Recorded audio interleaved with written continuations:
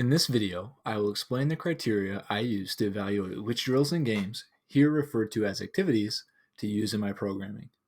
I evaluate practice activities based on two factors: realism, or how well does this activity represent the conditions and situations players will face in competition, and purpose, or what are we trying to improve and how well does this activity do this.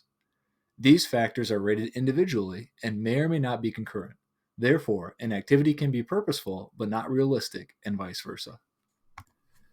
Realism is important, as the closer a game is to competition, the better the skills being practiced will transfer. Activities are evaluated based on how many of the following elements of competition realism they represent. Are one or more of the phases of play, offense, neutral, or defense, represented? Are players making decisions similar to those that they would make in a match? Are the players under pressure?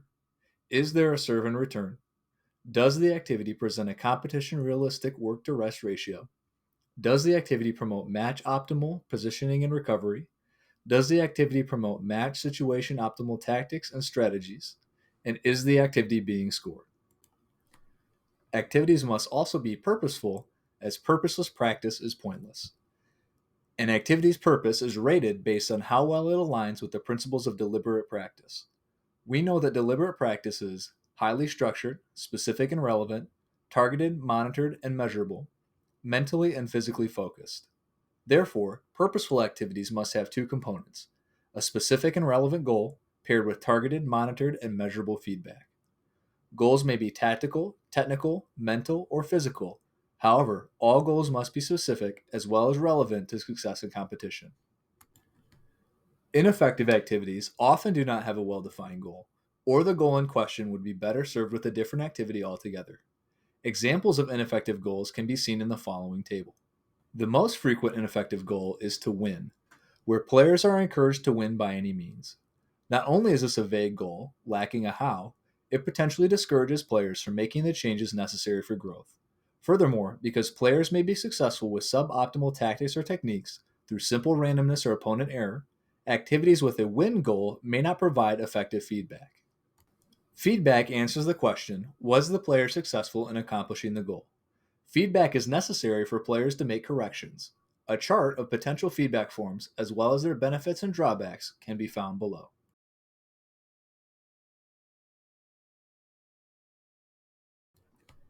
Effective activities are both realistic and purposeful. Therefore, I have created the following matrix to assist in evaluating drills and games. In the next section, I will apply this evaluative framework to several common practice activities. Activity 1. Dingles. In Dingles, players are four to a court, with all four playing at once in teams of two. Each player on a team covers half of the court, including the doubles alley. Points can be played cross-court or down the line, coach's choice. Both players on a team feed balls in the mandated direction and the point is played out in their respective half courts. Once one point ends, the players yell "Dingles" and the remaining point becomes full court. Teams play to a defined number of points. I do not feel that Dingles is a realistic game, as it incorporates very few elements of competition realism. For example, points are played half court with the doubles alley. In a real singles match, the doubles alleys are out. In a real doubles match, by partners at the net, forcing the cross-court player to hit away from them. The down-the-line version is, in my opinion, even worse. Players only cover half of the court. Therefore, the game does not force them to recover to realistic positions. The optimal recovery position is near the doubles sidelines. When the point transitions to doubles, all players are likely still at the baseline. This is not something that happens often in competitive doubles. Finally, there is no serve or return, despite every point in competitive tennis having both. Dingles is also not a purposeful game, as its several unspecific goals could be better served by other activities. For example, win the game, no other direction or focus given. Improve rallying cross-quarter down the line, again, no direction or focus given, the game only provides potential rests within the situation. Improve doubles play, again, only by putting the player in a vaguely doubles-like situation. Furthermore, the feedback structure the game provides does not promote competition optimal decision making. Often, I see players still trying to blast the ball as hard as they can and hit winners during the half-court portion of the point despite only having half the space to hit to and the opponent having only half the space to cover. The player doesn't receive feedback if they miss, as they have a partner to cover for them, and they must go immediately into the doubles point. They are not punished for being out of position, and they are unable to properly move the opponent around with direction. Once the singles point ends, players frequently rush the net without cause. Other coaches may tell you, coming to the net is the optimal strategy, so this game forces players to come in. In practice, however, if a player is not comfortable at the net, this game does not force them to come. Because Dingles does not have well-defined goals, it is reliant on the situations its rules create to promote learning and decision-making, and to provide feedback. However, because Dingles is also highly unrealistic, it is therefore an ineffective practice activity. The second activity we will examine is playing practice matches with no further instructions or rule changes. Playing practice matches is the closest one can get to live competitive play in practice.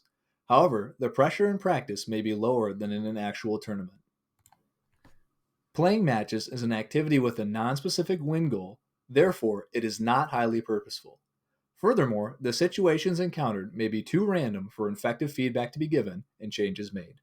For example, if a player is instructed to bend your knees on those low balls, but the player does not receive a low ball for the next few games, how likely is it that they will incorporate that feedback?